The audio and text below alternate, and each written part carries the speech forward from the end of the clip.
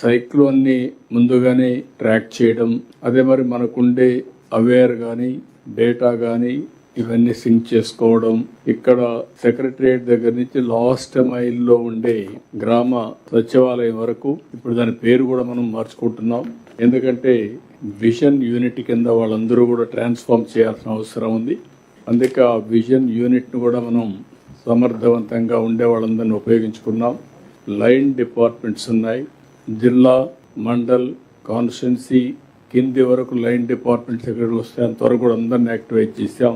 Time to time alerts పంపించాం, అప్రమత్తం చేశాం.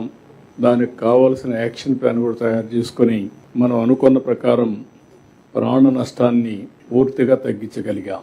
చాలా వరకు మినిమైజ్ చేశాం. అదే మరిగా ఆస్తి నష్టాన్ని కూడా మనం చాలా వరకు నివారించగలిగాం. ఎప్పుడైనా తుఫాను వచ్చినప్పుడు, అధిక వర్షాలు వచ్చినప్పుడు పంటలు పూర్తిగా నష్టపోతాయి. ఈసారి కూడా పంటలు నష్టపోయే పరిస్థితికి వచ్చింది. అవన్నీ కూడా రియల్ టైంలోనే బేరీ చేసుకొని మనం ముందుకు పోయే పరిస్థితికి వచ్చాం.